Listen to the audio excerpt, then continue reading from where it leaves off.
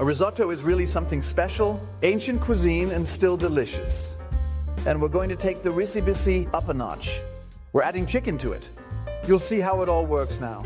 Welcome to Cooking Lessons. From now on, I'll show you the best tips and tricks for your kitchen. So let's cook something nice together and turn you into a pro. So we have the best part of the chicken from the thigh, boneless and skinless. And what would Risi Bisi be without the risotto rice? 200 grams are ready to go. And now, right at the beginning, an important rule. If you want to cook a risotto, you always need 1 part rice and 3 parts broth. That's why I have 600 milliliters here. Vegetable broth is ready to go. A little splash of white wine can go in there too. Other ingredients, we'll stir in a bit of butter later. Onions for sautéing, oil for frying, and, of course, freshly grated Parmesan. And for the Risi Bisi, I can't help it. For the Risi Bisi, we need green peas. There's no way around it, and they are frozen. To make sure we can enjoy the Risi Bisi with the chicken just with a fork later, we're going to cut our chicken into small pieces like cubes. Then we can saute it right away. It cooks faster and we'll go back into our risotto later, adding a wonderful flavor. And now we're going to add our chicken to this pan. And I wouldn't say to fry it. It should get a very light color. And we'll support that with plenty of salt and pepper. We can start tossing this a bit. We want to have just a very light color. And the chicken fat from the thigh has rendered beautifully. That gives us a wonderful flavor right in our finished risotto. But we'll park that for now. And we're going to add our onions to the pan because they need to be sauteed. So we have so much chicken fat ready to go. And we can also add some of the fat from our plate here. Look, there's so much of it right away. And in there, we're going to saute the onions until they're nice and translucent. It's important at this point that the onion should not get any color at all.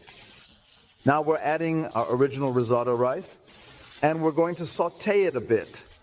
It's also important here, no color. We don't want to make popcorn out of it. Just a little bit of heat, yeah, not roasting. And when it looks like that, a crucial moment is coming up. We're deglazing with a splash of white wine. So we take the heat out of the pan and bring a bit of acidity into play. And at this moment, the rice is already starting to cook. We're waiting for the white wine to reduce a bit. And then we continue with our broth. So everything is happening very quickly. And as you can see, the white wine has already reduced. Now we're adding about 1/3 of our broth to the pan. And we start cooking our rice here. We're going to do that in sips. We're going to wait about 4 to 5 minutes. You can clearly see that the rice has already absorbed the broth. It's already getting a bit creamier.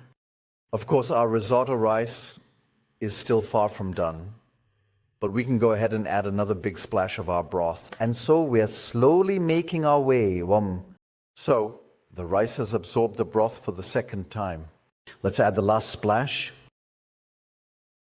Keep stirring, a little patience, and then we'll combine everything soon. Now the last splash of broth has been absorbed by our round grain, our risotto rice.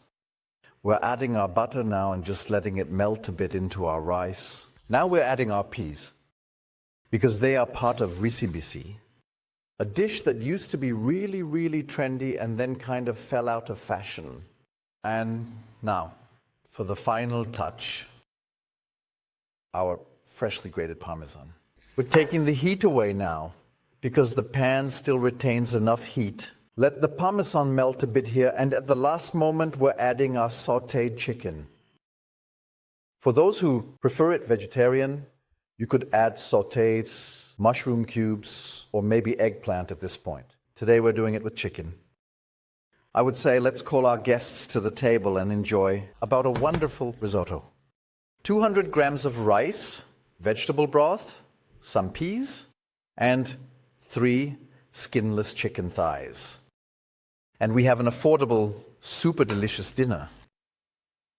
Risotto is always good, but with the sautéed chicken in it, it adds so much more flavor.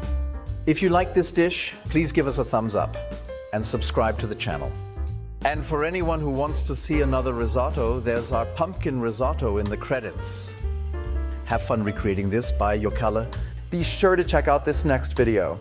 It's packed with even more tips and tricks that will help you become a master chef in no time. And don't forget to subscribe to Cooking Lessons for more delicious content every week. It's easier than you think.